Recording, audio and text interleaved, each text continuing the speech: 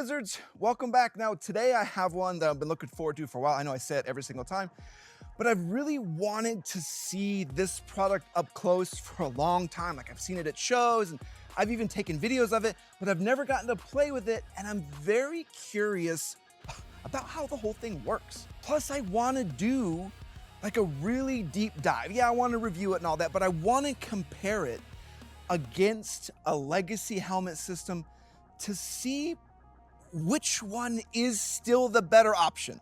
So today we'll take a look at the Ops-Core Railink power and data rails on our Ops-Core SF Next Gen helmet.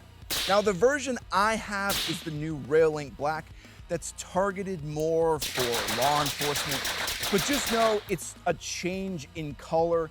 It's functionally exactly the same as the tan version. If you're wondering what the main difference from Railink Black and normal Railink, the tan version, this one's just black. Now, there's a lot of buzzwords with this, and I think we all know that there's some pretty high price tags too. But as I said at the beginning, I've never really gotten to play with this and learn where it shines or even how to set it up. So before we get too far in this video and go into all the nitty-gritty of this, let's answer that question as to what exactly is the Railink, and also explain a little bit more, like when they say power and data solution, I want to explain that in more like regular human being talk. The Railink is a standard arc rail that's basically on steroids. There are still the standard rails we love to connect in accessories or amp arms, but the whole rail has a ribbon underneath to supply power from the rear pack to the front connector to power your night vision, along with connecting in and sharing data and power with the two hot shoes on either side of the rail. Now, I'll be honest, when I first heard about the Railink, like this is my first time playing with it, I thought it had power along the entire length of the rail, but that's actually not the case. It's just that front night vision connector and then those four hot shoes, like two on each side, that give you that power and data to those different modules. But the neat part, and yeah, it's kind of like a overused corporate buzzword of a power and data solution. What's cool about this is that these individual nodes that are connected together can actually talk to one another. Here we can see that where we have the Viz or IR control on one strobe and the on-off on another. And then when you turn it on, they flash in unison because they're talking to each other. And then if we adjust the settings on one, we swap both to IR due to them being able to communicate through the actual rail itself. It's pretty slick. And kind of one of the reasons I'm looking forward to seeing what this can do in the future is that means you could have something like shot detection on one of these modules here, and then it sends that data to some sort of optical solution to actually show you where that shot is coming from because it can all speak to each other. So the idea behind this and what it could theoretically do is pretty awesome. So there is a lot of cool stuff going on here, but one limitation I've run into is all these pieces need to be able to interconnect into the core system to be able to talk to one another so that you can actually use all that power and data functionality together. So if you can't connect in your optics to that system or connect in your night vision to that system, you lose a lot of the power in what makes the Railink special. And some concerns I have that we'll talk about is that you can end up like me with the Railink helmet, but no 50 monkey cord to connect in my night vision. So you kind of just end up with a fancy helmet light setup. I have faith that Nocturne's gonna save me and make what I consider a fairly popular LEMO 2-pin cable to connect this in. I can't imagine I'm the only person that wants to use a fancy helmet but doesn't really want to use legacy night vision. But tell you what, let's put this all together. I'll show you how to assemble it. But first, take a moment, real quick, thank our sponsors. Today's video is sponsored in part by Nocturne Industries. Nocturne takes night vision to the next level with their all-new Alpha mount. At almost half the weight of the G24 and a rigid ball detent that keeps a solid lockup after thousands of uses, the Alpha mount is defining the new standard in night vision mounts.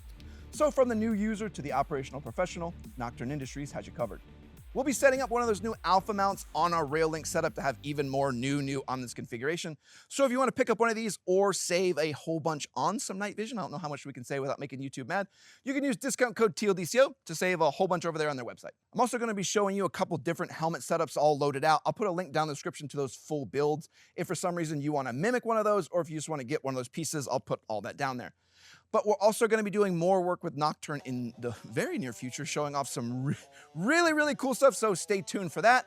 Now, though, we got to get into everybody's least favorite part that we're required to do, my biases. I have to say, I have a lot of biases as I work closely with the Ops-Core and Gentex team, and there are people that I certainly consider a friend.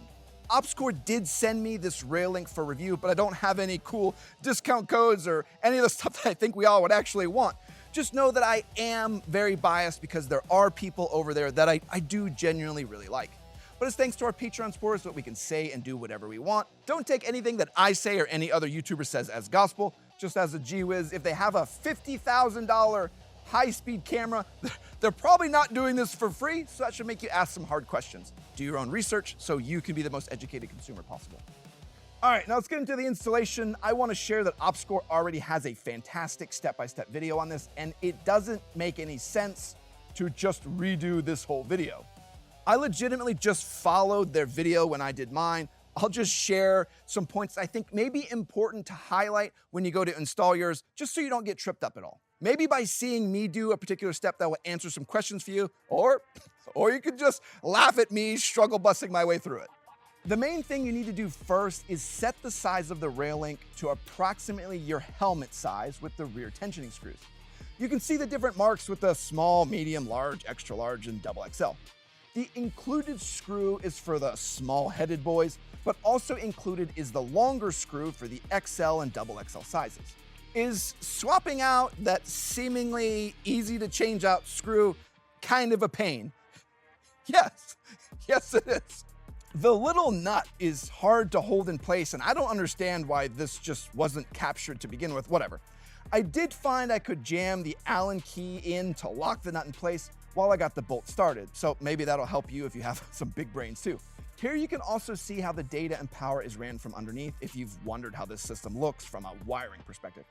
To swap this over though, we need to remove all the bits connected in and then take off our old rails by unscrewing the bolts from this front and rear, releasing the legacy rails and the retention system.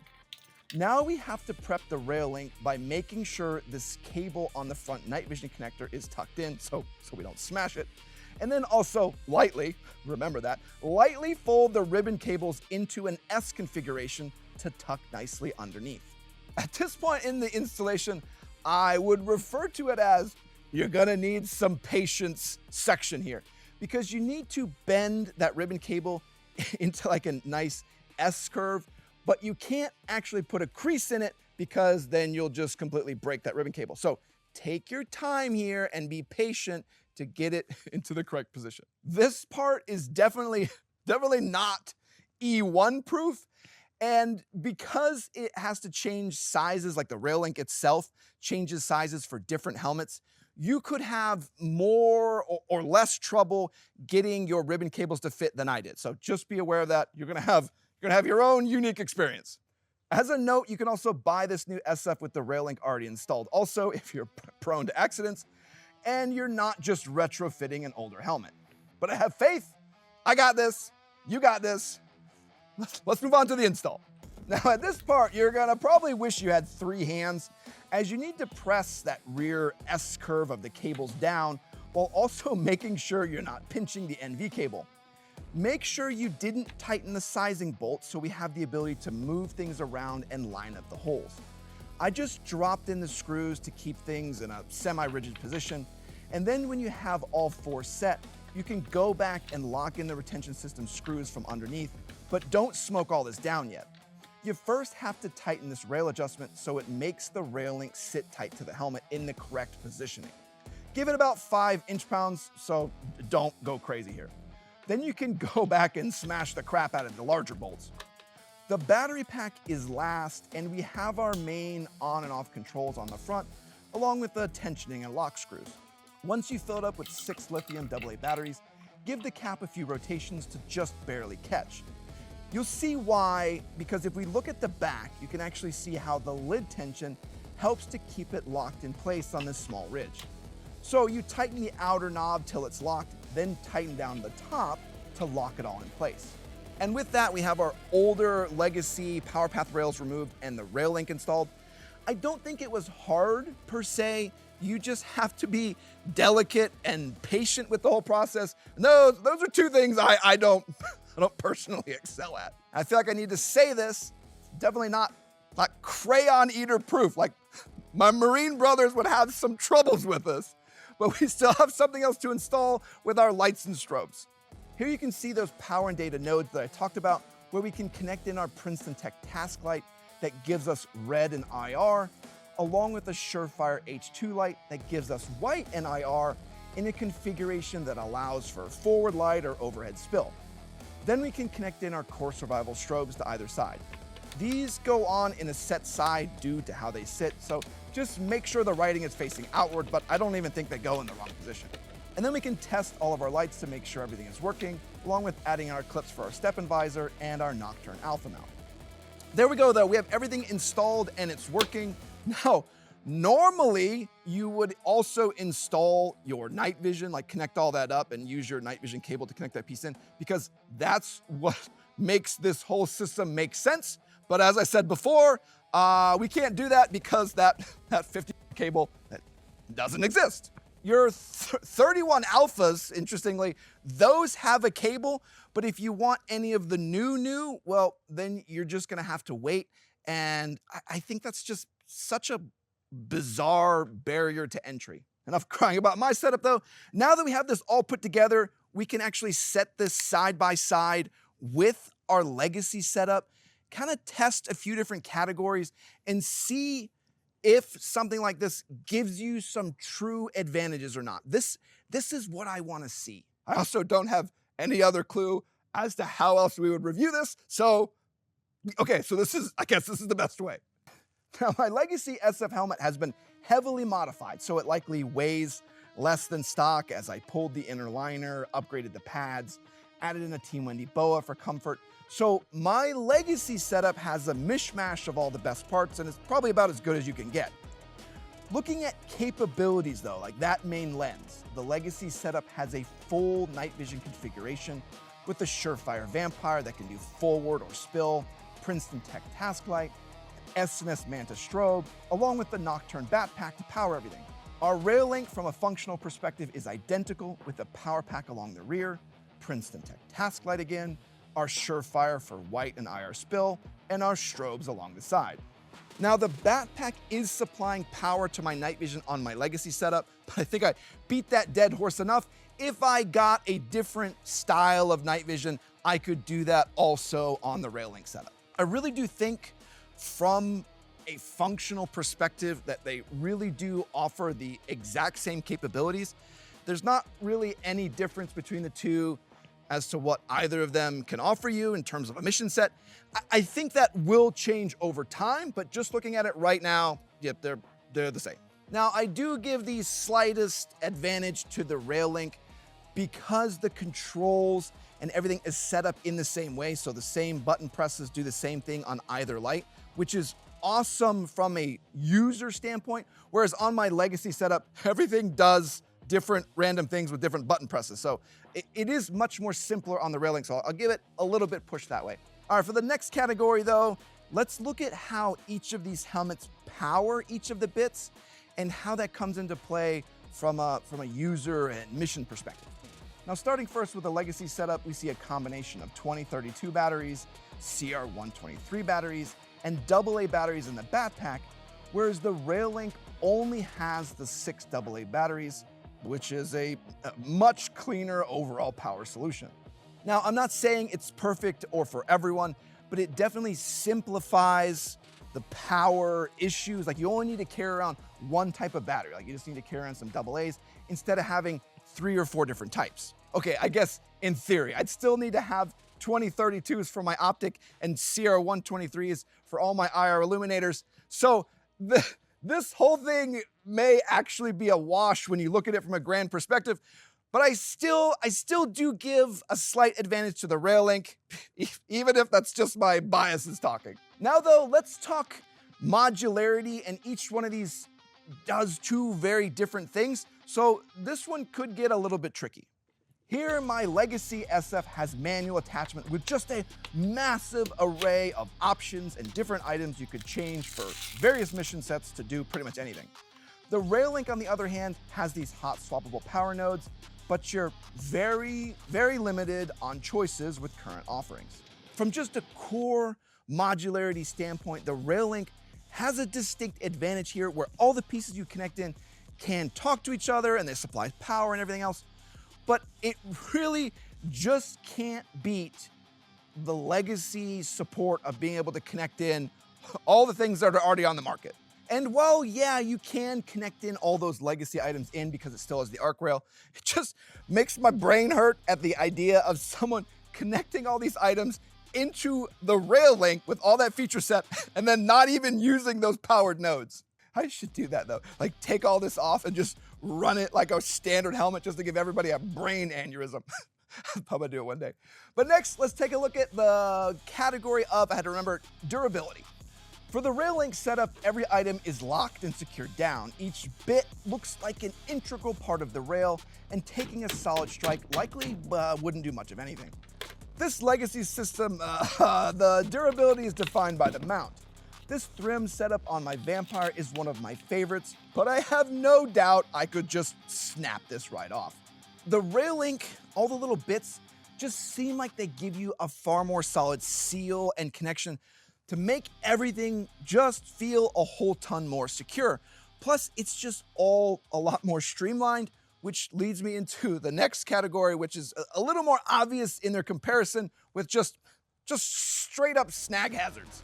This category is the most obvious, and any unit looking to do CQB or close quarters probably sees the value here, as the Railink integrates all the lights and strobes into a compact package. My Legacy SF just looks, come on, let's be honest, it looks glued together. With bits and bobs all over, you can tell that I put this together myself instead of having a singular design right from the start. The Railink setup is just designed to be sleek, and it takes this category with ease, whereas my old Legacy setup, it pretty much just gets hung up and snagged on everything on pretty much every class I've gone to. All right, one more test and then we'll do the category that I think we're all waiting to hear about, and we want to see that comparison. But the next one I want to do is weight, because I really think this is an important one. Like if you have the Railink and all these things, and it doesn't weigh less than the Legacy setup, I think there's a pretty big what's the point? So let's actually see what they weigh. Here I left everything on with the amp rail arms and amps, all batteries installed, and our configurations as I've just always ran them. The Legacy configuration came in around 5 pounds, 8 ounces, that's still a lot. And the Railink really surprised me here, coming in at 4 pounds, 11 ounces. Now it's wild that the difference is almost a pound. I didn't expect that. And to give you some perspective, a lot of times when you're putting helmet setups together, you're trying to save individual ounces, because that really comes into play when on your neck. So saving a pound is huge when we have, like as we already established, the same functionality and the same ballistic protection. So that's massive. So just huge points to the Railink from the weight side. Like that may be where all the cost comes from, and that leads us into the elephant in the room comparison of cost. First off, I want to say that the Legacy configuration isn't exactly cheap, with 100 Rock Princeton Tech Task Light, 220 Melon SNS strobe, 450 Eyeball Surefire Vampire Pro, and 360 Banana Backpack, and our retention system to keep it all locked down. So you're probably at around 1,200 bicycles. Yeah, YouTube still doesn't let us say prices. So 1,200 bicycles to get a Legacy helmet set up like this. Now though, if we take a look at this, we then understand that just the Railink battery costs pretty much the same as that entire Legacy configuration. So having that lowered weight and that sleek configuration and all the data integration, definitely comes at a cost. I just wanted to highlight that while, yes, the Railink is extraordinarily expensive, the legacy SF configuration, like a normal night vision setup for a helmet, isn't cheap by any means either. Now, which one wins all these comparisons? Well, I think that's a what are you doing question and a what is your budget question. Given the opportunity where I could just pick which one I would want, I think I would pick the Railink, but there's definitely some mission sets where it just doesn't make any sense. And we gotta be honest about that. Like a guy on patrol, maybe in law enforcement, that uses this helmet once a year, there wouldn't be a whole lot of reason why they would want or need this, particularly if they're not running night vision. And that's also the same when we look at maybe a military application. Your regular grunt who just needs ballistic protection, again, who's not running night vision or any other data sharing solution, there really wouldn't be a good justification on why they would need that. You have to have everything loaded up, and at that point, you see the value. But up until that point, it's a lot harder to see it. I will say the Railink is overall sleeker and easier to use from a functional perspective for those law enforcement or military members doing dynamic or fast-paced mission sets, along with just having a ton less overall mess when riding the vehicles. We did some night vision driving classes, and during that, it was very obnoxious to constantly have the strobes and the lights just banging on things. So if you do any of those mission sets, for any sort of realistic amount of time, just not in some training mission like I was doing, like you're really doing that every single day, I think there's a whole lot more value in having a more streamlined setup to make the whole thing a lot more comfortable. Now, though, most law enforcement units that I know have very, very tight budgets, and getting a Railink would be quite the stretch, but maybe it's something they aim for. But I also know the same thing kind of works from their night vision side, where they can kind of work with some companies and get a contract, and they can end up with some legacy night vision, or they can end up with some of the new stuff that's out there. And I say that because I would absolutely lose my mind if I had a unit where we fought to get Railink, and then we had this new night vision setup and this new Railink setup, but the two things didn't talk to one another. It just seems like a bafflingly huge oversight that position could even exist. And we are going to have to see a lot more cabling and a lot more integration of different units before there's ever gonna be widespread law enforcement adaptation. There's just too many limiters that are in the way right now. But we're also speaking about the now and how in the current right now, the functionality is pretty much the same. So what happens if we change our lens a little bit and talk about like, okay, well, what if we talk about the future? How future-proofed is the Railink? In this lens, the Railink has the capability to integrate information and power in a way the legacy system just cannot compete with. And once we see some different modules of like, I don't know, things I'm just like thinking up top of my head, like drone detection or like shot detection, things are gonna get a little bit wild, but also at the same point, we're all just kind of hoping that those things are gonna come out later. In the end though, there's no doubt about it that the Railink is far more future-proof than the legacy SF setup. I'm just kind of biding my time and watching to see where the industry goes as the standard, and when we start to get more modules that come in, because maybe having more options makes the cost easier to swallow also. So at this point though, I think that's all of our comparisons. We looked at how it worked, which is pretty cool. We talked about how we can't trust our Marines to install this. So after seeing it, spending some time with it and playing with it, what are my final thoughts on rankings? I think the Railink is a solid swing at pushing helmet configurations to the next generation. We have the same legacy functionality, but in a far sleeker and lighter package. Having integrated data and power is the way of the future, but I also see myself wanting more connection nodes while also needing far more cabling support to make the costs of entry less painful. Due to that, I gave the Ops-Core Railink a solid B. I did really enjoy the Railink, and I am looking forward to going some night vision classes with some simplification of the controls. But in doing the ranking, I came across something I thought was kind of interesting, where I was saying like, well, I wish there was more modules, but what I realized was if I added in another module, that means I have to remove something else, and everything I have on there is something that I consider to be kind of like a core function, but all the slots are filled. The entire rail isn't powered, which I always kind of thought it was, which means you can't do some cool things with like having, you know, powered amps on the rail and everything like that. And I think there are some improvements and some advancements that kind of got left on the table. And that's why I ranked it down a little bit, because if I'm looking at a true power and data solution, that's gonna be there. Plus the price is an absolute gut punch. Ops-Core is going to love that. But stay tuned, though, as we test out some crazy new offerings from Nocturne and see if we can get this damn cabling thing figured out. I have faith that Nocturne will come to my rescue. But I hope this video on the Ops-Core Railink Black was useful in your purchasing decisions. I want to say thanks to all of our Patreon supporters. You make it possible we can get these things, test them out, and come back and show them to you to show you how they work, and then maybe if you want to make a large purchase like this, you have more information. And I want to say thanks to everyone that likes, comments, and subscribes. Comment down below, what module you wish you could see added into this. I want to hear about that. All right, everyone, Walsh out.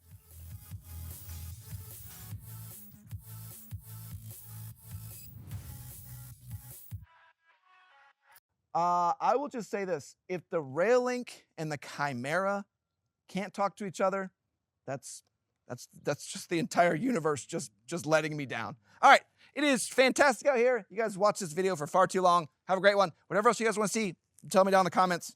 I'm gonna go put helmets away. All right, bye.